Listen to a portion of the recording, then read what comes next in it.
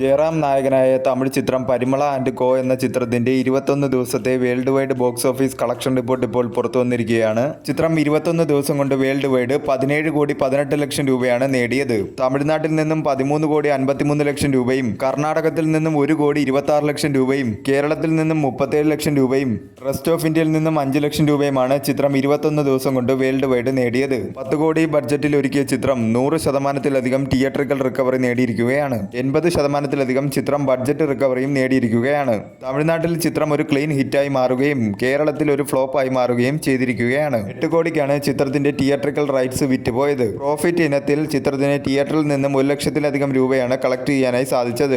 Comedy എന്റർടൈനറായി ഒരുങ്ങിയ ചിത്രം തമിഴ്നാട്ടിൽ നിന്നും ഒരു പോസിറ്റീവ് റെസ്പോൺസ് ആണ് നേടിയെടുക്കാൻ സാധിച്ചിട്ടുള്ളത്. എന്നാൽ കേരളത്തിൽ നിന്നും ചിത്രത്തിന് ഒരു മിക്സർ ആയിട്ടുള്ള റെസ്പോൺസ് ആണ് നേടിയെടുക്കാൻ സാധിച്ചത്. ജയറാം ഉർവശി കോംബോ വീണ്ടും ഒന്നിക്കുമ്പോൾ തമിഴ്നാട് പ്രേക്ഷകർ അത് കാണാനായി നല്ല രീതിയിലുള്ള ആകാംക്ഷയോടെയാണ് കാത്തിരുന്നത്. ആ ഫലം ചിത്രത്തിന് തമിഴ്നാട് ബോക്സ് ഓഫീസിൽ നിന്നും കിട്ടുകയുണ്ടായി. എന്നാൽ കേരള ബോക്സ് ഓഫീസിൽ നിന്നും ചിത്രത്തിന് കാര്യമായിട്ടുള്ള ഒരു കളക്ഷനോ റെസ്പോൺസോ നേടിയെടുക്കാൻ സാധിച്ചില്ലായിരുന്നു.